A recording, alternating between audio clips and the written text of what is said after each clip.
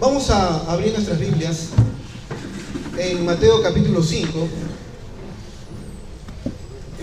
y vamos a dar lectura solamente al versículo 3.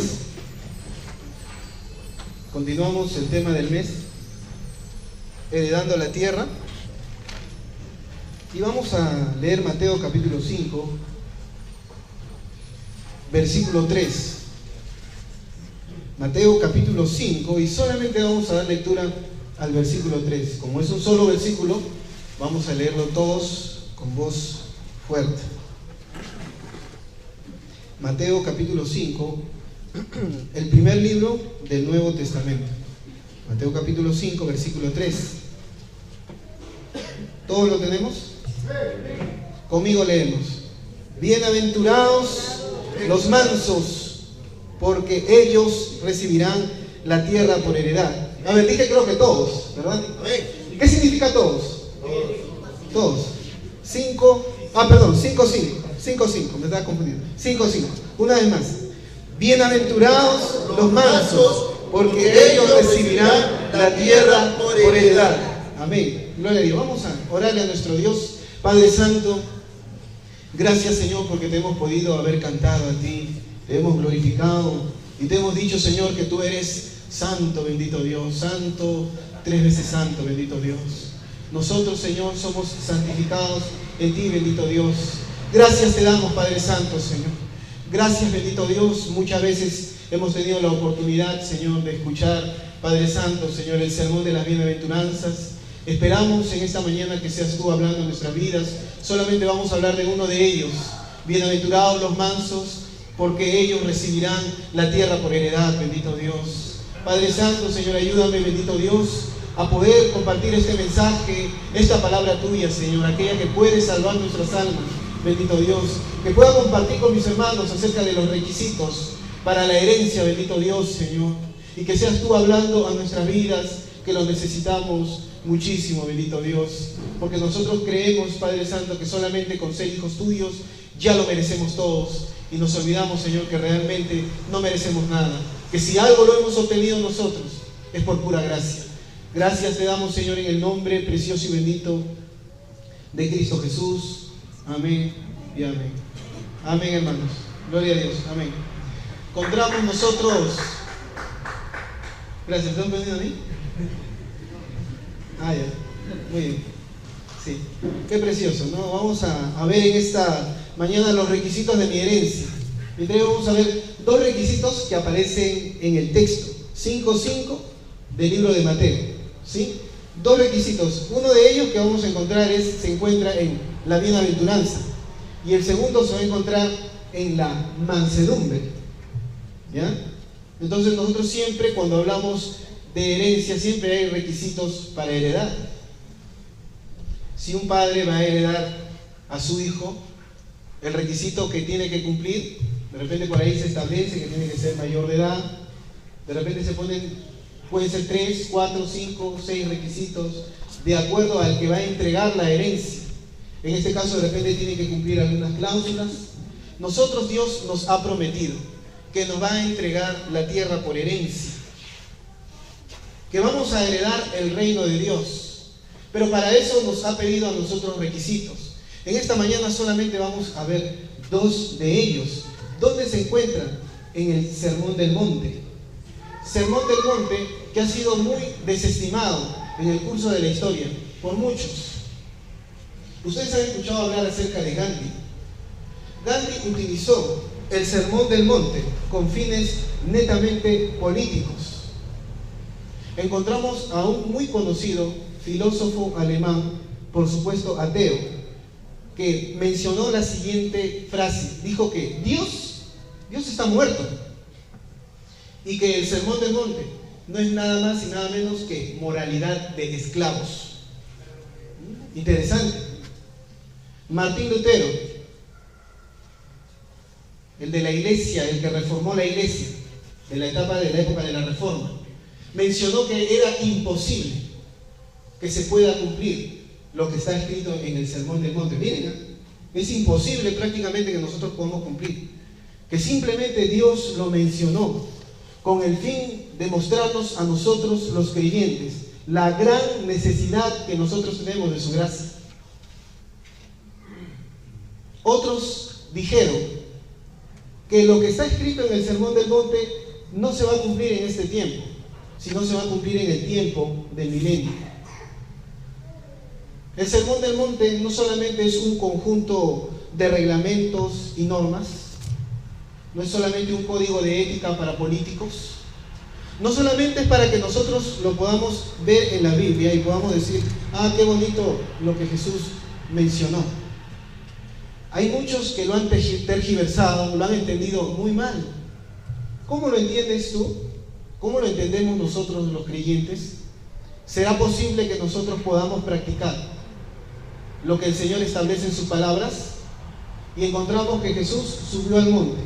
Cuando Él subió al monte comenzó a darles a ellos enseñanzas, ¿verdad? Entonces vamos a encontrar nosotros que el primer requisito se encuentra ¿dónde? En la bienaventuranza. Tal vez si ha estudiado mucho, leemos el 5:5, bienaventurados los mansos, y uno se ha enfatizado ahí está, en la palabra manso. Entonces dice, ¿quiénes son los que van a heredar la tierra? Y obtenemos como conclusión que aquellos que van a heredar la tierra, el reino de Dios, ¿quiénes son? Son los mansos, aquellos los que tienen mansedumbre. Sin embargo, tal vez no hemos prestado mucha atención a la palabra bienaventurado. Nosotros encontramos 9 bienaventuranzas del capítulo 5, del versículo 1 al 9. Entre ellas, la número 1, si lo podemos leer textualmente, bienaventurados los pobres en espíritu. Conmigo, ¿por qué? Porque de ellos es el reino de los cielos. Número 1. Número 2, bienaventurados los que lloran, porque ellos recibirán consolación. Número 3, bienaventurados los mansos, que es el que vamos a estudiar en esta mañana, porque ellos recibirán la tierra por herencia. Número 4, bienaventurados aquellos que tienen hambre y sed de justicia, porque ellos serán saciados. Número 5, bienaventurados los misericordiosos, porque ellos serán aquellos que alcancen misericordia. Número 6, bienaventurados los de limpio corazón, porque ellos verán a Dios. Número 7, bienaventurados los pacificadores, porque ellos serán llamados hijos del Dios Altísimo. Número 8, bienaventurados los que padecen persecución por causa de la justicia, porque de ellos es el reino de los cielos. Y número 9, bienaventurados ustedes son, cuando por mi causa os vituperen y os persigan, y digan toda clase de mal contra ustedes, mintiendo. Gócense y alégrense. Y aquí es donde vamos a prestar atención a las palabras. Gozaos y alegraos. En pocas palabras, bienaventurados son ustedes, porque su galardón es grande en los cielos, porque así persiguieron a los profetas que fueron antes de nosotros. Entonces encontramos 9 bienaventuranzas nosotros, las cuales prometen ¿qué cosa? Alegría y felicidad para los creyentes. Alegría y felicidad ¿para quiénes? Para los que lloran, para los desprovistos, para los perseguidos, para los afligidos. Y uno dice, pastor, acá alguien se está equivocando, o es Dios o nosotros. Yo pregunto, cuando tú estás llorando, ¿te alegras? Cuando estás llorando, ¿te alegras? Hiciste un bien por ayudarle a un hermano, a una hermana, a un familiar. Te malentendió o te pagó un mal por un bien. Y tú dices, pero yo quise ayudarle, y te pones a llorar. La pregunta es, ¿te sientes feliz en ese momento? No. Y miren que en el sermón de las bienaventuranzas y las 9 bienaventuranzas que aparecen, Dios promete gozo, alegría, felicidad para los perseguidos. ¡Wow! Promete alegría, gozo. ¿Para quiénes? Para los que están llorando por causa de la justicia. Promete felicidad para los pobres. hay aquí en esta mañana? Y el Señor nos ha prometido, y ustedes saben que las cosas en Dios son en el sí y en el amén. Es totalmente cierto. Jamás había siquiera un ápice para que tú y yo podamos dudar de Dios.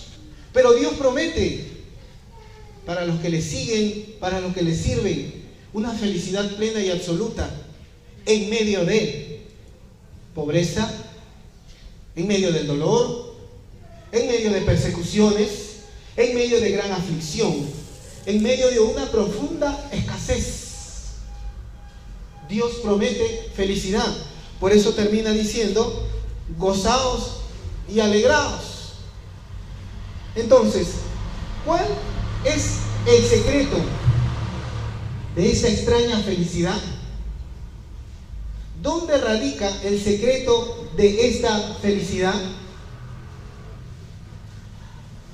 Hace poco, tal vez una semana, les conté a mis hermanos en el culto de oración o 2 meses creo atrás, o 1 mes atrás, trabajando, estaba conversando con una muchacha.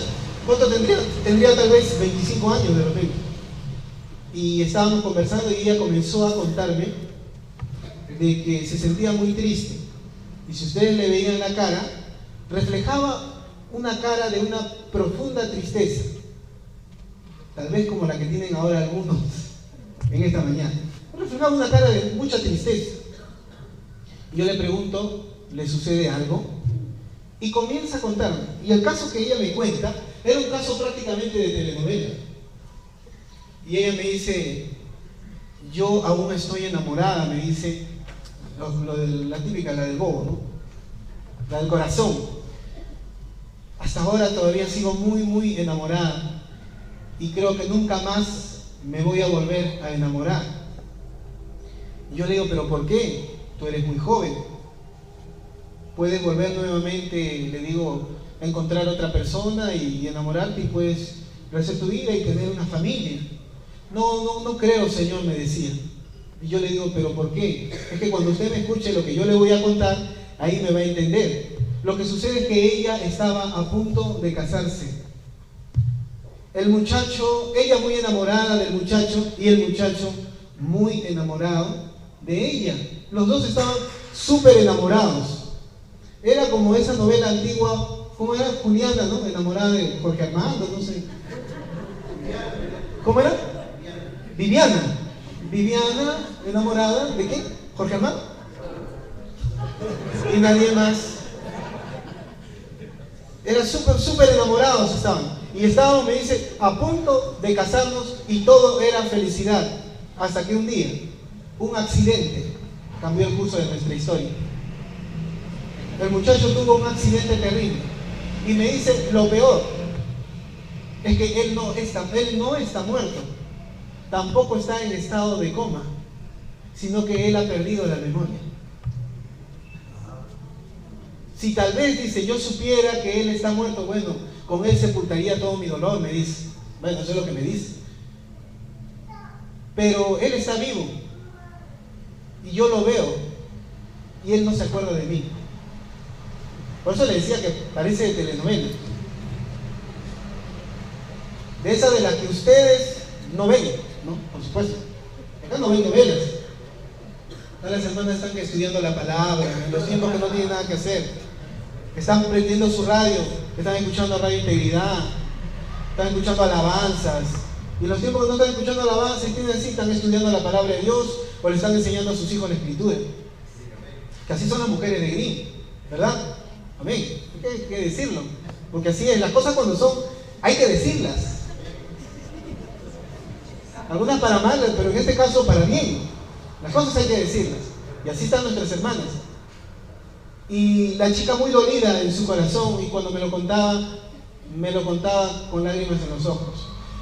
Me decía que no hay poder sobre la tierra que sea capaz de hacerla que ella nuevamente vuelva a enamorarse y que sea feliz. Dice, la felicidad para mí ya quedó anulada. Si ella se acerca a Dios, el dolor todavía lo va a tener, pero para ella quedaría la bienaventuranza. Aún en medio del dolor, ella puede experimentar algo que el mundo no conoce. No solamente te estoy hablando de gozo, no solamente te hablo de dicha, te hablo de una paz y felicidad sobre todo. Es increíble. Y en este momento vamos a ver algunos ejemplos. ¿Cómo podemos experimentar? Entonces es una felicidad media extraña, media rara, que parece que tuviera un secreto. Es como que yo encuentro y veo a mis hermanos que han levantado su mano y todo, pero han tenido de repente en la mañana un serio problema. Y de repente yo he podido ver el gran problema que han tenido. Entonces tengo que acercarme a preguntarle, ¿cuál es el secreto de tu felicidad? Así como han visto la película En Busca de la Felicidad. En Busca de la Felicidad. El día que encuentres a Cristo, encuentras lo que necesitas. Vamos a ver cómo las circunstancias son cambiantes y que las circunstancias plantean hoy en día la felicidad de cada uno de nosotros. Y eso no está escrito, pero nosotros lo seguimos como de repente seres humanos asténicos, muy débiles, con debilidad moral, emocional. Nos decaemos nosotros muy rápido. ¿Cuál es el secreto? El secreto se halla en el concepto de la palabra bienaventurado. Tanto en el hebreo como en el griego significa lo mismo. En el hebreo la palabra es ashrei. ¿Y cuál es en el griego? No, ese es en el hebreo. Ashrei, bienaventurado. ¿Y en el griego, ustedes qué saben? ¿Cómo? Ahorita por ahí el pastor le está soplando algunos. ¿Cómo es? Macarios, ¿no? Ya está. Macarios. ¿Qué nos indica? Bienaventurado, feliz, próspero, dichoso, bendecido. Esa es una persona bienaventurada. La base de la bienaventuranza radica ¿dónde? En el gozo y el contentamiento que todo creyente debe experimentar en la práctica de su vida cristiana. Todo creyente debe tener, ¿qué cosa? Alegría, felicidad, gozo, bendición, contentamiento. Entonces cuando le preguntas a un hermano, ¿eres feliz en Cristo? ¿Qué te dice? Sí, hermano. Eso parece a veces refleja más tristeza que otra cosa. El apóstol Pablo, en Filipenses 4:4, encontramos literalmente en la Reina Valera del 60 que dice: regocijaos en el Señor siempre. Otra vez digo, regocijaos. En el original aparece una palabra más interesante, que es la siguiente: alegraos en el Señor siempre. Y otra vez te digo, alégrense. Alégrense. Alégrense. ¿En qué contexto lo dice? En medio de que la iglesia de Filipos estaba teniendo problemas de desunidad, de falta de criterio al momento de predicar la palabra, problemas de disensión que había. Específicamente, ¿quién? En algunas de nuestras hermanas en la iglesia de Filipos, Evodia y Síntique. Hay que exhortarles a que sean ellas dos de un mismo sentido. Y en ese contexto de desunión, el apóstol Pablo les dice: pero alégrense en el Señor siempre. Miren, alégrense en el Señor siempre. Y otra vez les digo, alégrense. Sean felices, hermanos. El gran deseo y la voluntad de nuestro gran Dios es que tú y yo seamos plenamente felices. Pastor, eso lo voy a alcanzar, yo estoy seguro, cuando vaya al cielo. Por eso que acá tengo que ser renegón. Acá tengo que estar siempre triste. Acá tengo que estar así, ¿no? Cuando yo me molesto, esto se pone así, ya me conocen cuando estoy molesto. Así, ¿no? Más o menos. Cuando el hermano Javier se molesta, nosotros lo conocemos ya. ¿Cómo se pone? Medio así como... Ya se imaginarán la cara, ¿no? Que ya me están viendo, ¿no?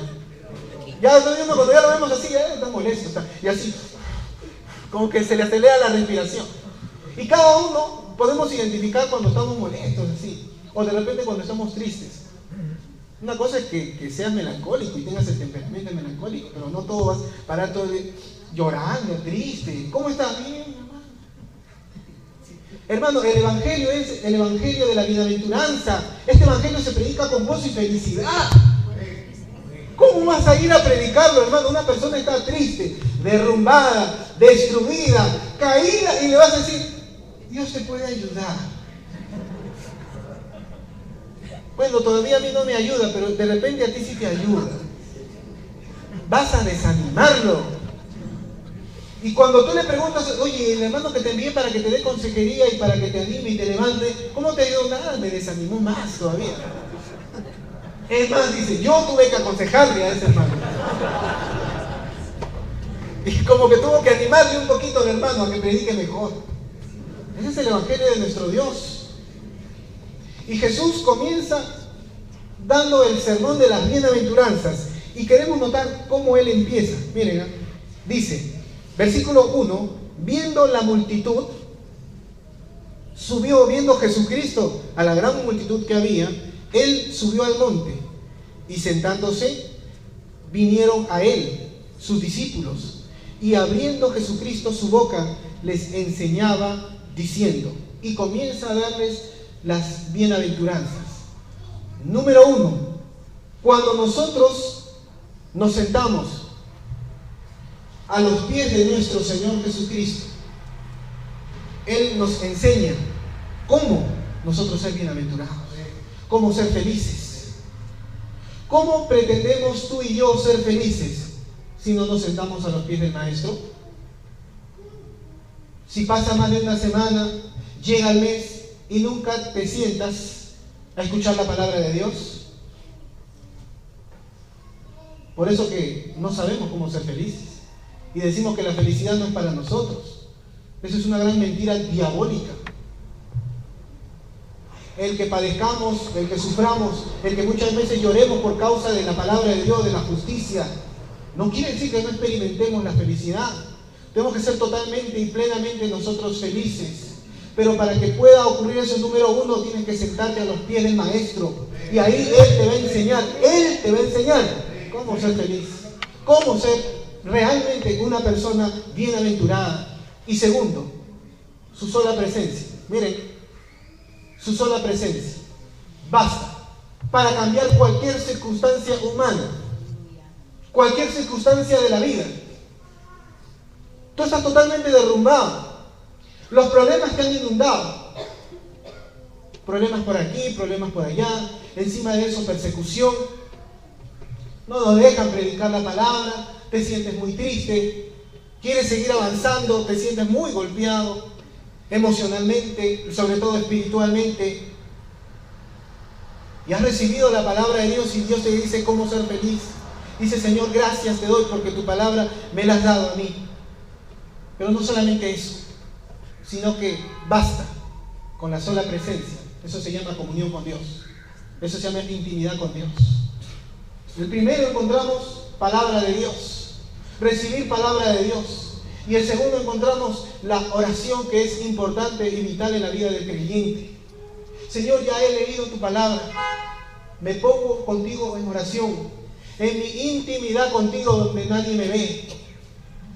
Esto saben las personas que lo han experimentado, que en medio de un gran problema pueden experimentar una increíble e inexplicable paz interior en su vida y una felicidad que, como dice la palabra del Señor, excede a todo conocimiento. Es imposible de poder explicar. Donde parece que tú te has ido y ya los problemas no tienen solución. Y viniste y te metiste al altar de Dios donde recibiste su palabra. Y donde estuviste un tiempo a solas con Jesucristo. Y cuando sales el problema no se ha ido. Pero uno es distinto. La sola presencia de Jesús pudo cambiar la circunstancia. Y ahora tú dices, yo puedo seguir adelante en el nombre de Jesucristo, porque nosotros tenemos algo que el mundo no tiene, y esa es la presencia del Espíritu Santo en nuestras vidas. Por eso nosotros podemos, y el mundo se asombra. Tienen un secreto. Ahí hay algo en ellos. ¿Quieren ver algunos ejemplos bíblicos? Hechos capítulo 16. Vamos a ver 2 ejemplos del libro de los Hechos. Hechos capítulo 16. El apóstol Pablo predicando la palabra de Dios en Filipos. Y por ahí salió una mujer que tenía espíritu de adivinación. Y comenzó a decirle a Pablo y a Silas: estos hombres son de Dios. Estos hombres son de Dios. Estos hombres son de Dios. Y Pablo se cansó de eso, vuelto a ella le dijo: en el nombre de Jesús, sal de ella. Y el demonio salió. Y vinieron sus amos, los patrones de la chica, aquellos que recibían gran ganancia producto de la adivinación, que desde ese tiempo ya daba dinero, y aún hasta ahora, con logos en la televisión que salen: ven, porque yo voy a solucionar tu problema. ¿Y quiénes van ahí? Toda la sarta de gente que no sabe ni cómo ser felices, y van en busca de la felicidad. ¿A quiénes acuden? Al ocultismo, al hombre, a los poderes satánicos. Satanás no hace feliz absolutamente a ninguna persona, a nadie, y la gente vive engañada, piensa que van a ser felices. Ven, porque para que seas feliz con el ser amado, y recurren a cantidad de cosas. Y los amos de esta mujer se molestaron muchísimo. Lo prendieron a Pablo y a Silas, los enviaron a los magistrados, los castigaron duramente. Como dice, comenzamos, versículo 22, 16-22. Y se agolpó el pueblo contra ellos, Pablo y Silas, y los magistrados, rasgándole las ropas, ordenando, ¿qué le ordenaron? Que los azotaran con varas. Y después que los golpearon muchísimo, los echaron en la cárcel, mandando al carcelero que los guardase con mucha seguridad, el cual, recibido este mandato, los metió en el calabozo, el que estaba más adentro, y les aseguró los pies en el cepo. Sin embargo, cuando ya era la medianoche, cuando todos estaban durmiendo ya, cuando uno se está justo en ese momento en la noche, es donde, como quien dice algunos, que agarra la pensadora, ¿no? Y uno comienza a pensar. Y ahí en la noche, cuando ya casi todo está calmado, ahí me pongo a llorar con la almohada. Comienzo a conversar con la almohada, en vez de conversar con Dios. Justo en ese momento, a medianoche, Pablo y Silas se les ocurre comenzar a orar. Y no solamente se les ocurre orar, sino que se les ocurre comenzar a cantar. Estaban locos. En la medianoche, presos, golpeados y locos. Y estaban orándole al Señor. Y de ahí se pusieron a cantar. ¿Qué creen que les cantaron al Señor? Himnos, ¿no? Dice acá himno, dice la Escritura. Vamos a especular un poquito que cabe dentro del contexto. De repente estaban cantando en la cárcel, miren, ¿eh? Libres, Jesucristo. Y dice que cantaban, miren, no cantaban para ellos. Ellos cantaban, dice, con una finalidad, que el resto les escuche.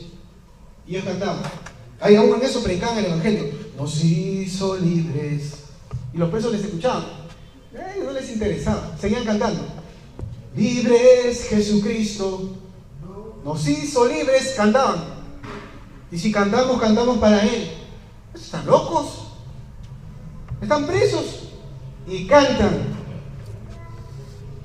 Increíble. Vamos a ver otro ejemplo, el capítulo 4 del libro de los Hechos. Vamos a retroceder un poquito. Y ahora nos encontramos con Pedro y Juan, anunciando el Evangelio de Dios. Y ellos van, como tenían por costumbre, y van al templo de la Hermosa.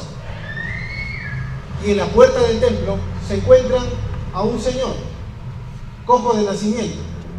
Y el Señor estaba pidiendo limosna. Y Pedro le dice: míranos. Y estaba esperando que se meta, que se ponga una mano al pecho y la otra en el bolsillo derecho, para que le dé algo.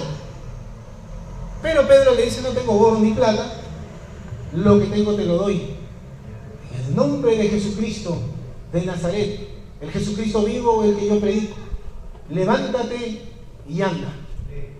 Y el cojo se le enderezaron las piernas y comenzó a caminar y comenzó a saltar, comenzó a glorificar el nombre de Dios por todo lado. Eso, ¿quién se habían enterado? Los chuecos. Esos a los que no les gusta que las cosas se hagan bien, los que siempre andan por ahí tratando de destruir el Evangelio de Dios, que andan por ahí escuchando a ver en qué se equivocan algunos o qué hacen mal, los chuecos, como los dragones bien intencionados, los que no quieren que la iglesia de Dios siga avanzando, y los agarraron a Pedro y a Juan. ¿Por qué? Porque estaban dando malas enseñanzas al pueblo. Estaban dándole malas enseñanzas. Los castigaron y rápidamente ellos los metieron en la cárcel. Y ya se encontraban en la cárcel. Entonces vamos a leer el capítulo 4, versículo 16. Aunque si leemos mejor del versículo 13, el apóstol Pedro comenzó a dar su defensa. Versículo 12 dijo: en ningún otro hay salvación, porque no hay otro nombre bajo el cielo dado a los hombres en que podamos ser salvos. Entonces ellos, viendo el denuedo de Pedro y de Juan, y sabían que eran hombres sin letras y del vulgo, se maravillaban y reconocían que habían estado con Jesús. Note que siempre nosotros vamos a reconocer quién anda con Jesucristo, porque por sus frutos los conocerás. Vive como Jesús, habla como Jesucristo. Versículo 14: y viendo al hombre que había sido sanado, que estaba en pie con ellos, no podían decir nada en contra.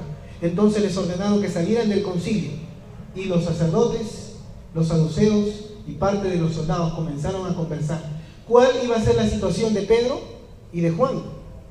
Versículo 16: y ellos comenzaron a decir: ahora, ¿qué vamos a hacer con estos hombres? Porque de cierto señal manifiesta ha sido hecha por ellos, notoria a todos los que moran en Jerusalén, y no la podemos nosotros negar. Sin embargo, para que no se divulgue más entre el pueblo, vamos a amenazarlos, para que ellos no hablen nada más de aquí en adelante a ningún hombre. Y llamándolos, los intimidaron y les dijeron que en ninguna manera enseñen a nadie acerca de Jesucristo. Pero Pedro y Juan, llenos del Espíritu Santo, respondieron: juzguen ustedes si es justo delante de Dios obedecer a los hombres antes que a Dios, porque no podemos dejar de decir lo que hemos visto y oído. Eso se llama testificar. Versículo 21: ellos entonces los amenazaron y los soltaron, no hallando ningún modo de castigarlos por causa del pueblo, porque todos glorificaban a Dios por lo que se había hecho con el hombre, que tenía aproximadamente 40 años de edad. Y los discípulos se habían enterado que Pedro y Juan habían sido encarcelados. Y ellos, si a Pedro y Juan los han amenazado, ¿qué va a pasar con nosotros? ¿Qué va a suceder ahora con nosotros? Ellos deberían estar como ratones escondidos y no deberían salir. Si a ellos, siendo quienes son, no han tenido contemplación y los han azotado y encima los han encarcelado, ¿qué será de nosotros? Pero notemos lo que ellos dicen.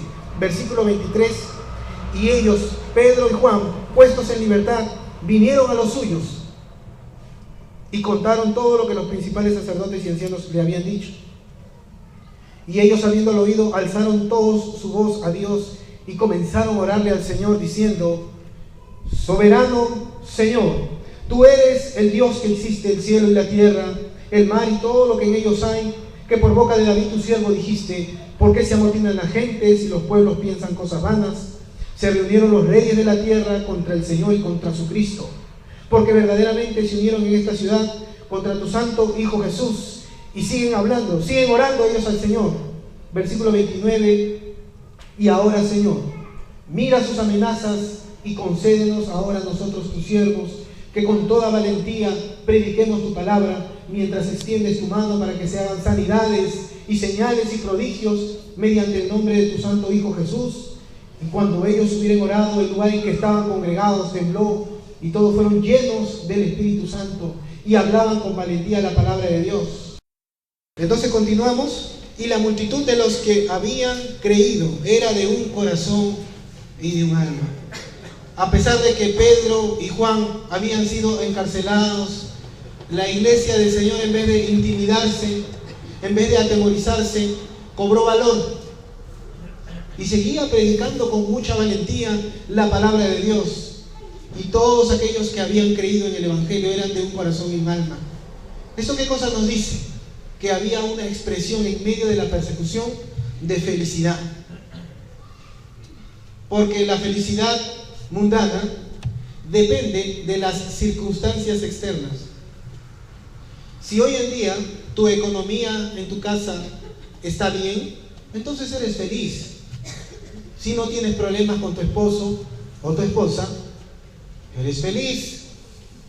Si no, por ahí no tienes problemas con tus hijos, y tus hijos son muy responsables en el colegio, te traen buenas notas, son A1 en las universidades, dices, qué feliz soy, tengo la mejor familia del mundo. ¿Por qué? Porque las circunstancias te lo ameritan. Esa es la felicidad del mundo. Pero si le preguntas a una persona que no ha entregado su vida a Cristo, y le preguntas y él te dice, le preguntas ¿cómo está tu economía? Mi economía anda muy mal, tus hijos son lo peor, mi esposa, ni de hablarte de ella. Es más, yo ni siquiera quiero llegar a mi casa. Pues algunos padres de familia no quieren llegar a su casa. ¿Y tú qué? Yo soy el hombre más infeliz del mundo. Por las circunstancias. Estamos hablando de una felicidad emocional, de una felicidad que depende muchísimo de las circunstancias. Si las cosas van bien, entonces yo soy feliz porque mis emociones andan bien. Le preguntas a los muchachos acá, Filoy y Kairos, le preguntas a uno de los muchachos, no, nosotros somos conocedores, ¿no? Le preguntas a los muchachos, ¿cómo estás? Uy, pastor. Si es la chica o el chico, no, sí, pastor, sí, estoy muy bien, estoy feliz. ¿Por qué? Porque le va bien a la chica con el enamorado, y al enamorado le va bien con la enamorada. ¿Es feliz? Uf, claro. Y ponen en el Facebook XD, carita feliz. Ponen, como siempre, ponen sus comentarios. Yo no sé para qué comentan, ¿no? Soy el más feliz del mundo. Y me estoy bañando.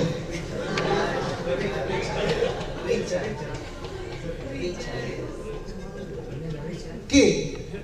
¿Hubo temblor?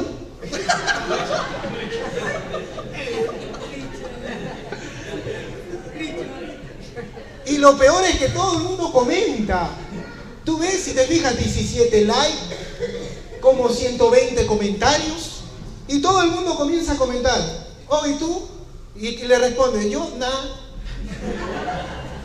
Y así pues, carita feliz. Después ponen 2.3. Y pues cantidad de cosas que ni sentido tienen. Pero ahí está, los muchachos publican en el Face, soy el joven más feliz del mundo. ¿Por qué? Miren dónde radica su felicidad. Porque mi enamorada es la mejor y estoy bien con ella. Y la chica con más gestos todavía. Ay, porque él es mi osito, no sé, mi papi, lo que ustedes quieran.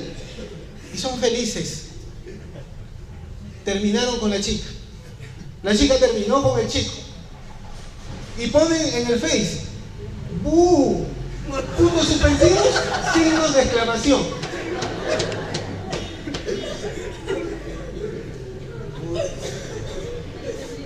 Carita triste. Ahora son las chicas, sobre todo las mujeres, ¿no? Aunque también las van a echar al mundo. Ya no puede servir a Cristo, ya. Me siento mal. Este pastor no sabe. No estoy hablando de uno, estoy hablando de casos que todos nos han pasado. ¿O que alguien dice que no le ha pasado eso?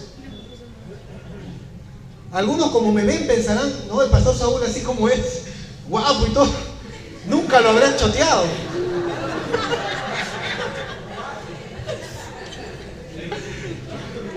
Sí me han choteado también. Me han mandado a rodar. Imagínense a mí. ¿Qué no he hecho cuando me ha pasado eso? No, yo sí, todavía el Facebook no estaba en las redes sociales. Entonces, ¿qué es lo que hice? Me acomplejé, me desanimé, viajé a provincia, porque la distancia te ayuda a olvidar. El tiempo ayuda a aplacar las penas, y siguiendo todo por esos consejos moralistas. O consejos simplemente, no sé, cualquier cosa, uno ya siguiendo, y ya estaba en Cristo. Entonces entendemos que la felicidad mundana depende muchísimo de las circunstancias. Pero la felicidad cristiana no depende de las circunstancias, sino solamente depende de Cristo. Número 1, de entender quién es Él. Y número 2, de entender qué es lo que Él ha hecho por nosotros. Si tú y yo hemos entendido como cristianos eso, mira, escúchame como te lo voy a decir, no necesitamos ninguna motivación extra. No necesitamos motivación extra. Eso es parte de nuestra vida experiencial en el Señor. Pero no la necesitamos, hermano. Porque la Escritura nos dice que solo necesitamos de nuestro Señor Jesucristo. Y solamente depende de entender quién es Él y lo que Él ha hecho en nuestra vida. Y no necesitamos ninguna motivación extra. Colosenses capítulo 3, versículo 1 y 3. Si pues habéis resucitado con Cristo, buscad las cosas de arriba, donde está Cristo sentado a la diestra de Dios. Poned la mira, la palabra mira es la palabra en griego phroneo, que quiere decir mente. Poner la mente en las cosas de arriba y no en las cosas de la tierra, porque nosotros hemos muerto en Cristo Jesús y ahora nuestra vida está escondida con Cristo en Dios. Si tú y yo vamos a poner nuestra mirada en las circunstancias humanas, temporales y exteriores, de hecho que vamos a ser los más infelices y desdichados, con todas las cosas que en la actualidad pasan en el mundo, vamos a ser los más infelices. Pero la Escritura nos dice, debemos poner nuestra mente en las cosas de arriba y no en las de la tierra, mirando siempre lo eterno, mirando siempre y teniendo en cuenta que nuestra estadía aquí en la tierra, nuestra estadía en este tiempo es efímera, es pasajera, que en algún momento estaremos para siempre con el Señor, viviendo pensando en la eternidad, sabiendo que nos espera un futuro glorioso para todos nosotros. Poner nuestra mirada en las cosas de arriba y entendiendo nosotros que hemos muerto en Cristo Jesús y ahora la vida de cada uno de nosotros está escondida con Cristo en Dios. Y mientras estemos al abrigo del Altísimo, no hay problema, no hay demonios, no hay diablo, no hay absolutamente, no hay ninguna cosa creada, así que no inventes, que nos pueda separar del amor de Dios, que es en Cristo Jesús. No hay absolutamente nada, pero no hay nada más triste en el mundo. Miren, no hay nada más triste en el mundo que encontrarte con un cristiano triste. Eso sí es triste. ¿Amén? Eso no pasa acá, pues. No ven las caras que tenemos acá. El mayor símbolo de la felicidad aquí en la iglesia es nuestra hermana Zenobia.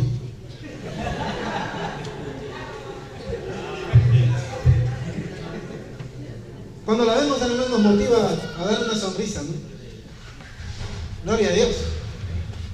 ¿Sí? No hay nada más triste en el mundo que te tomes, eso sí te da tristeza, no te juntes con él porque eso te mata, que encontrarte con un cristiano triste. Esos cristianos que no han entendido quién es Dios, quién es su Cristo y qué es lo que ha hecho por su vida. Por eso cuando tú le preguntas, y yo a varios le he preguntado, ahora sí le digo, en esta iglesia no ha pasado eso porque ustedes no han recibido esa enseñanza, pero hemos preguntado en otros lugares, en otras iglesias, ¿por qué te sientes así? No, es que no sabes, hermano. ¿Qué por qué? No, es que estoy pasando mi desierto. Se han transportado hasta la época en que el pueblo de Israel estuvo cruzando el desierto 40 años. ¿Cuántos años más? No, todavía voy un año, me faltan 39. Es que son bíblicos, es una tristeza bíblica. Según la Biblia, la tristeza del mundo produce muerte. Produce muerte. No, es que me siento desanimado. No, a ver, con esa voz. Me siento desanimado. Con esa voz que cólera da, ¿no? Cuando le escuchamos a mí. Entonces, me siento mal. Sí. Afligido, dolido. Yo sé que hay cosas que nos afectan. Pero Juan 16:33, en el mundo, dijo Jesucristo, tendremos aflicción. pero debemos confiar en Él porque Él ha vencido el mundo. Romanos 8:18 en palabras del apóstol Pablo. Pues tengo por cierto, miren, que las aflicciones del tiempo presente, que las cosas que puedan estar pasando en estos momentos, no son comparables con la gloria venidera que ha de manifestarse en cada uno de los creyentes. Ese tengo, por cierto, es la palabra griega que algún portugués les he dicho, oida, que es un conocimiento aprendido en el pasado y aplicado en el presente. Sabemos por experiencia, ya lo conocemos, que no existe ninguna aflicción, así que no inventemos. No hay ninguna aflicción del presente, aunque sea la más dolorosa que podamos experimentar, como la pérdida de algún familiar, la pérdida de un ser querido, pero no existe. No hay ninguna aflicción del tiempo presente que se compare con la gloria venidera que en nosotros ha de manifestarse. Esas son promesas, y esas promesas tienen una esperanza viva, porque fiel es el que nos lo prometió a nosotros. Segunda de Timoteo 4:7. El apóstol Pablo decía que el tiempo de su partida ya estaba cercano. He peleado la buena batalla, he acabado la carrera, he guardado la fe. Vamos y encontramos 3 artículos en el texto. Los 3 artículos son los mismos. Encontramos los artículos, ¿qué artículos? La, artículo, tercera persona. Él dice, he acabado la buena batalla. He peleado la buena batalla, he acabado la carrera, he guardado la fe. Pero él debió haber dicho así: he peleado, usando el pronombre mí en primera persona. He peleado mi buena batalla, he acabado mi carrera y he guardado mi fe.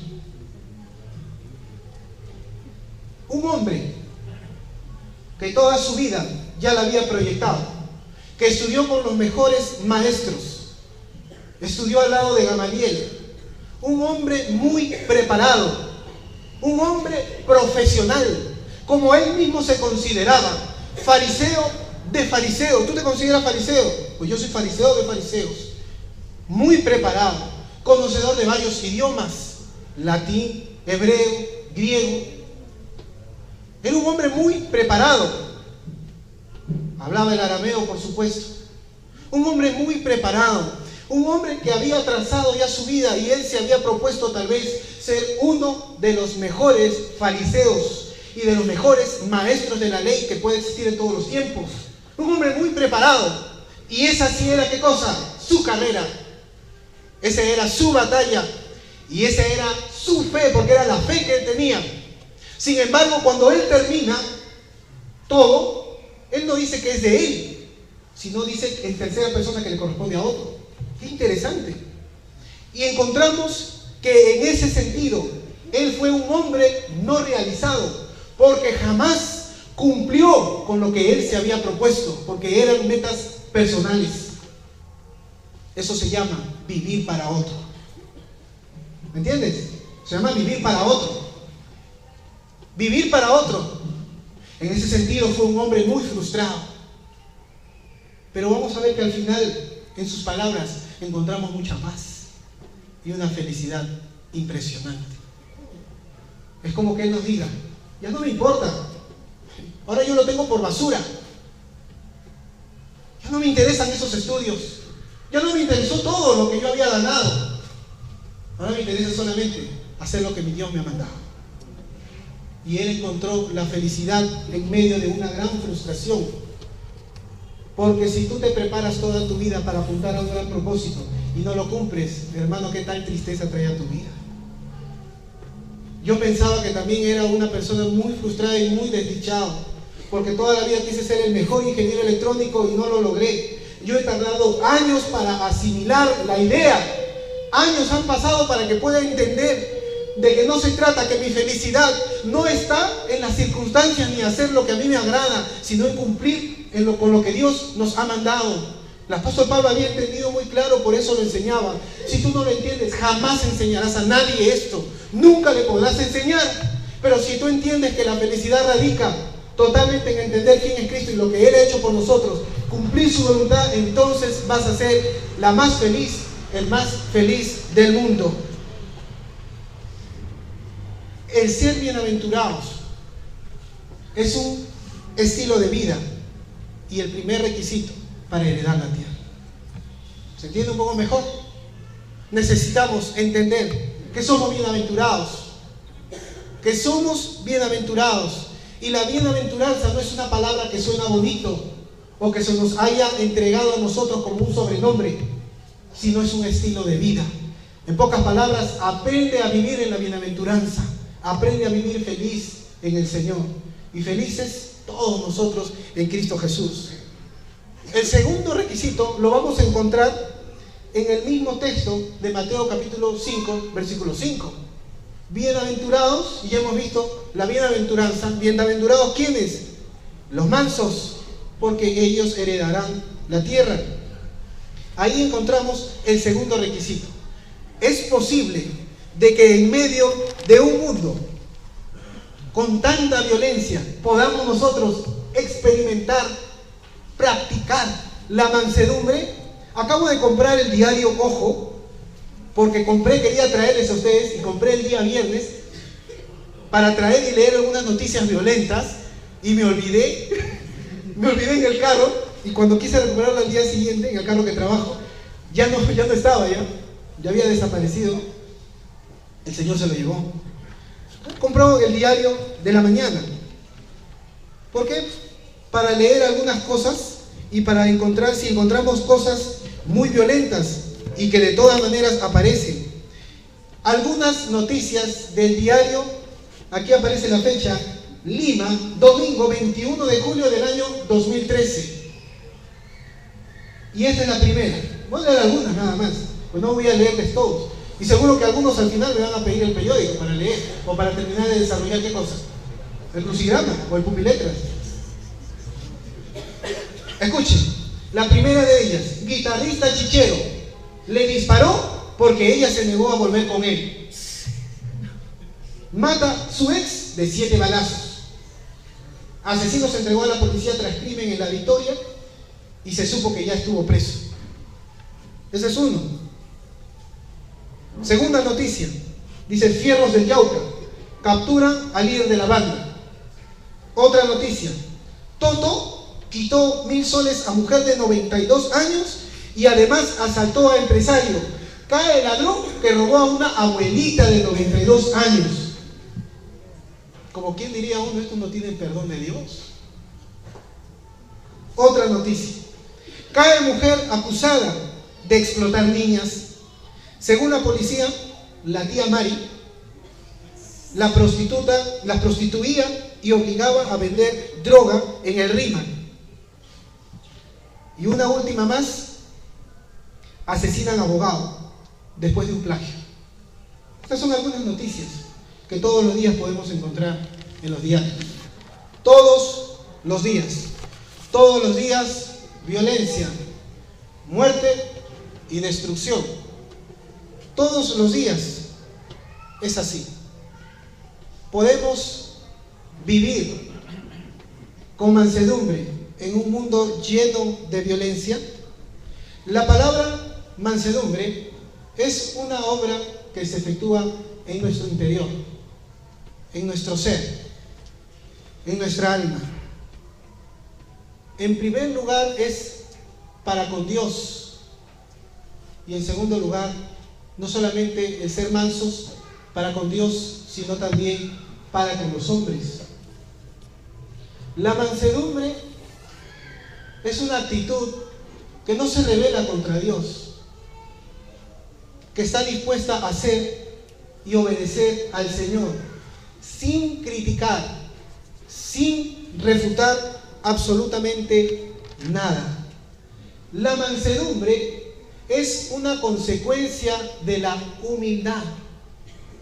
Y la humildad no está en la base de la apariencia, sino en la dependencia de Dios.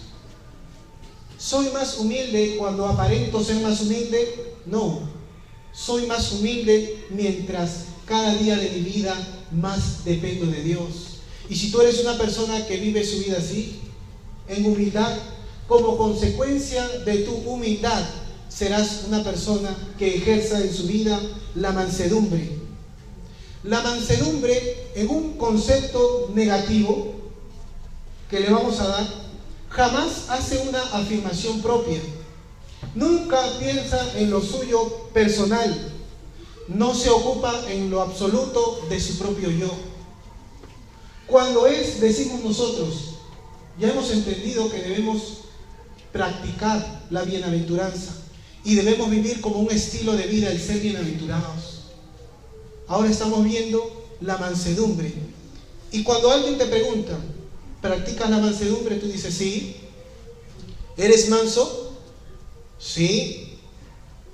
Sí, porque nosotros entendemos eso a través de la apariencia. Que una persona que es bien tranquila, una persona que es de repente más calladita y que de repente cuando alguien le golpea no le contesta, ese chico o esa chica, ellos deben ser bien mansitos, son bien tranquilitos así, no matan ni una mosca. Pero cuando encontramos a alguien de repente que es más centrado y que si tú le tiras un puñete en una mejilla, ¿qué es lo que va a agarrar? Te va a devolver o con un otro puñetazo o un cabezazo. Imagínense si yo le meto un cabezazo a alguien, lo mato. Entonces nosotros decimos, esas son las personas que son mansas, que dice la Biblia. Ellos heredarán la tierra. Mentira. No se trata en la apariencia. El mensaje de Jesucristo jamás apuntaba a la apariencia externa de los hombres, sino a su interior, que es lo que nosotros tenemos que cambiar por la naturaleza caída que tenemos. Hermano, eso de que tú pienses que somos buenos es mentira. El hombre en su ser es totalmente perverso y malvado. Todos, sin excepción alguna. Por eso la Biblia nos dice, no hay justo, ni siquiera uno en el mundo y en todas las generaciones. No hay quien busque a Dios, al hombre no le nace. El hombre lo único que quiere buscar es alcohol, sexo, drogas, mentiras, fraudes. Eso busca el hombre. No le agrada, el hombre no le gusta para nada, no quiere. Y el Señor nos pide, bienaventurados quienes, los mansos, los que practican la mansedumbre.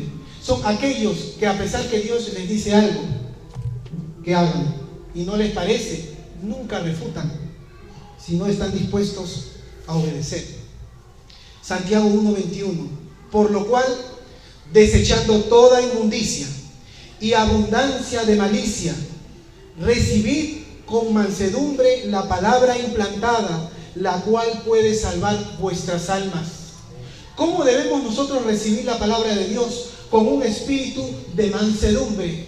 Entonces nosotros recibimos el día de hoy la palabra de Dios con un espíritu de mansedumbre y ya estamos esperando salir para poner en práctica la palabra de Dios. Que no me pareció lo que el pastor Saúl dijo. Bueno, que no te parezca lo que yo digo, pero te debe interesar mucho lo que dice Dios. Y eso es lo que tenemos que poner por práctica. Recibida con espíritu de mansedumbre la palabra que está siendo sembrada en nuestra mente y en nuestro corazón. El ejemplo de espíritu de mansedumbre en Jesucristo, Juan 6:38. Jesús dice, porque yo he descendido del cielo, no para hacer mi voluntad, sino la voluntad del que me envió. Una vez más, la mansedumbre jamás, nunca se ocupa de sus propios intereses, ni de su propio yo.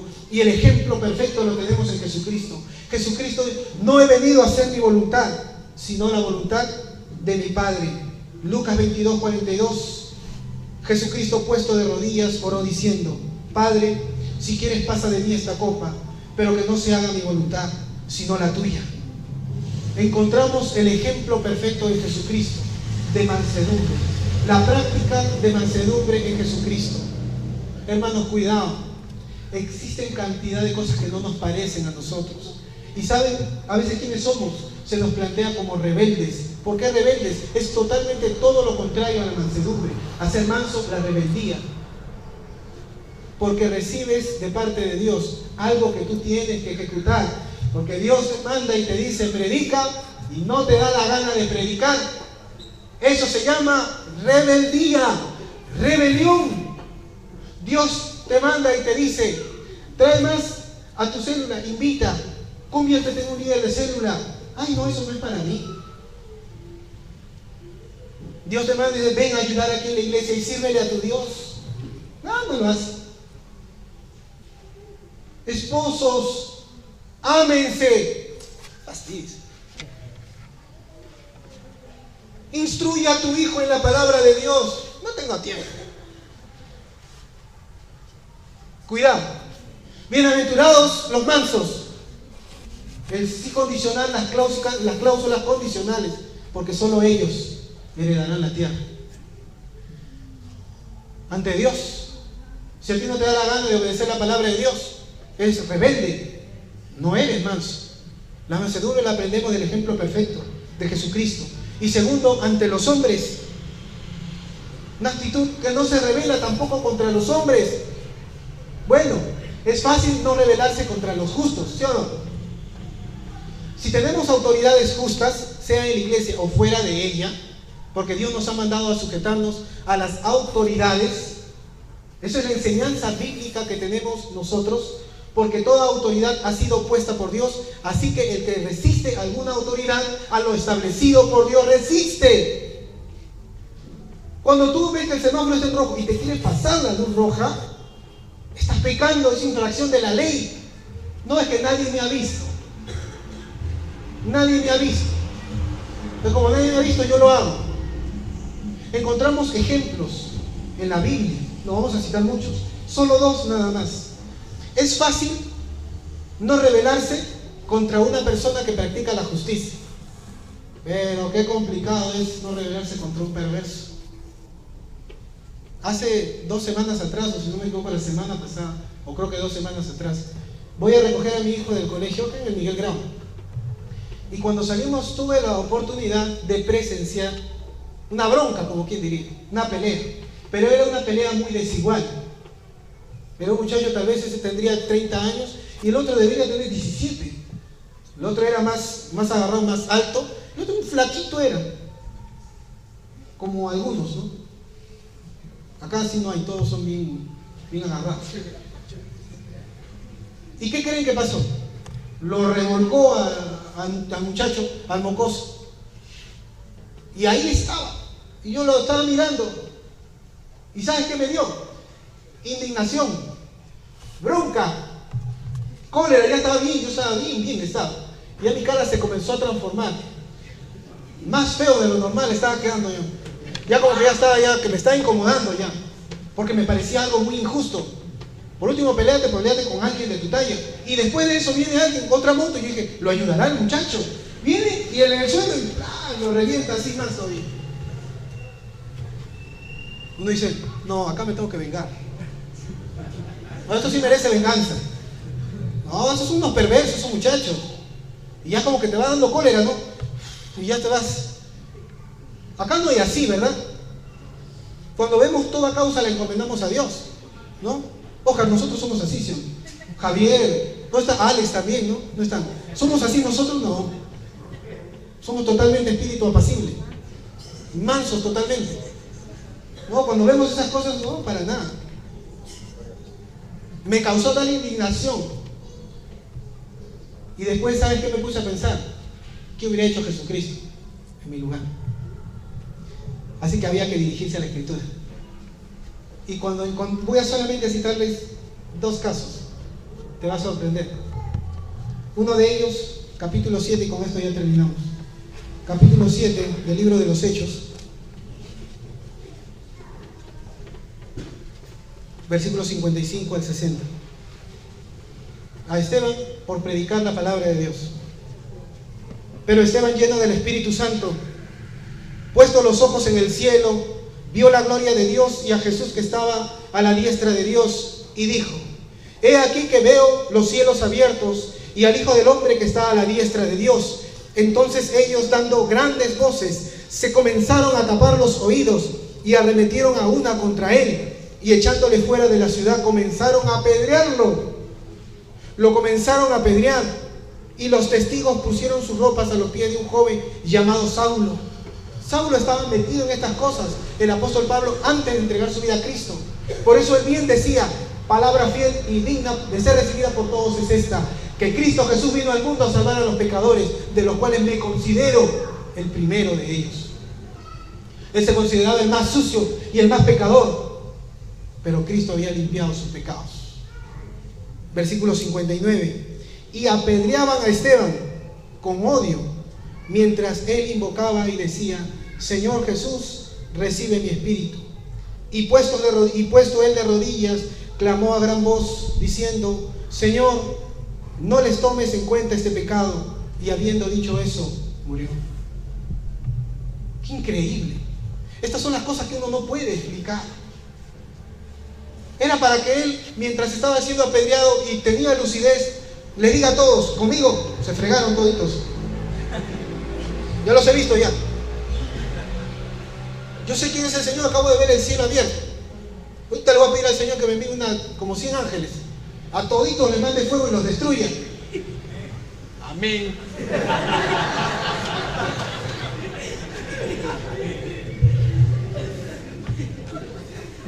Y él mientras lo apedreaban, y todavía todo orgulloso así, ¿no? Así mirándolos, te veía. Mátame, porque si me dejas vivo, no sé dónde habrán escuchado eso. Mátame, porque si me dejas vivo, regreso y te mato. Así que mátame, y si me vas a matar, mátame bien y asegúrame. Sin embargo, él no dijo eso. Señor, no le tomes en cuenta este pecado. Increíbles palabras. Y por último, el gran ejemplo de Jesucristo. Lucas capítulo 23. Lucas 23, versículo 26 en adelante. Y llevándole a Jesús, tomaron a cierto Simón de Cirene que venía del campo y le pusieron encima de la cruz para que la llevase tras Jesús. Y le seguía gran multitud del pueblo y de mujeres que lloraban y hacían lamentación por él. Pero Jesús, vuelto hacia ellas, les dijo, hijas de Jerusalén, siempre preocupándose por los demás, no lloren por mí, sino lloren por ustedes mismas y por sus hijos. Versículo 32. Llevaban también con él a otros dos, que eran asesinos, ladrones, malhechores, gente perversa, para ser crucificados al lado de Jesucristo. Y cuando llegaron al lugar llamado de la Calavera, le crucificaron allí, y a los malhechores, uno a la derecha y el otro a su izquierda. Fue contado Jesucristo con los perversos y malvados en su muerte. Y Jesús decía, cuando lo crucificaban, Padre, perdónalos, porque ellos no saben lo que hacen. Ellos no saben. Ellos no saben. Cuando Pilato habló con Jesús, imagínense, Dios siendo juzgado por el hombre. Qué increíble cuadro. Y él le dice, ¿no sabes que yo tengo poder para soltarte o para crucificarte? Sobre mí no tienes ninguna autoridad. ¿No sabes que yo puedo orar al Padre y me puede enviar varias legiones de ángeles? Pero no lo iba a hacer, porque ya habíamos visto que él había caminado en la bienaventuranza. Y él le había dicho, Padre, si quieres pasa de mí esta copa, pero que no se haga mi voluntad sino la tuya.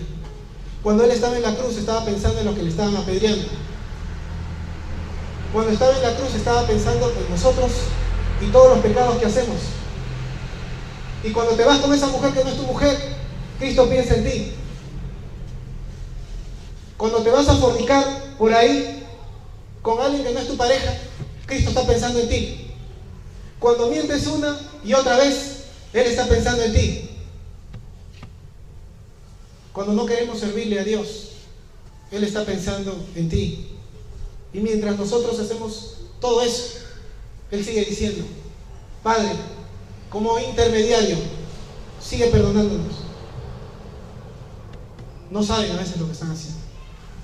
¿Saben lo que hacen? ¿Sabes tú la vida que estás llevando en el Señor?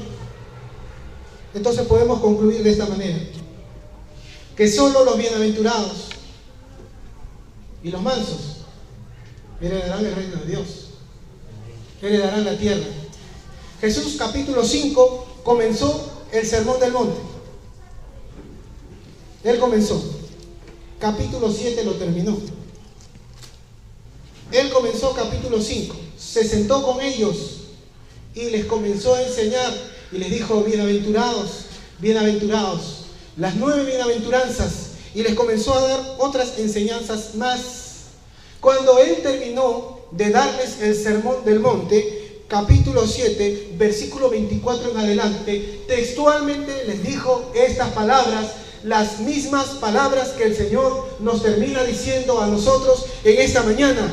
Y dice así: cualquiera, pues cualquiera que me oye estas palabras y las hace, le compararé a un hombre prudente que edificó su casa sobre la roca. Vino la lluvia, los ríos, los vientos golpearon contra aquella casa y no cayó, porque esa casa estaba fundada sobre la roca. Pero si en esta mañana has escuchado la palabra de Dios, has escuchado y no la haces, le compararé a un hombre necio, insensato, tonto, que parece que le falta la materia gris, sin cerebro, porque parece que no entiende, que edificó su casa sobre la arena. Solamente un bobo lo haría, ¿no? Vinieron los vientos, la lluvia, los ríos, soplaron con ímpetu contra aquella casa y esa casa cayó y fue grande su ruina. ¿Quiénes somos nosotros? ¿Los que escuchamos la palabra de Dios y la ponemos en práctica? ¿O los que no escuchamos? ¿O los que escuchamos y no la ponemos en práctica? Vamos a orarle a nuestro Dios. Y ahí donde estás, vamos a pedirle al Señor que escudriñe nuestro corazón.